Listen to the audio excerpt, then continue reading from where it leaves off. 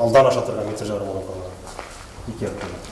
Иршат Зейнуллин туған ауылы Бикөледе өз хисабына 70 баш тірлікке есепленген бина түзеген, ит юнәлішінде эшләргә ниеті. Әлеге утарда тайлар, сыңырақ анасының да баш саны арттырга уйлый ул.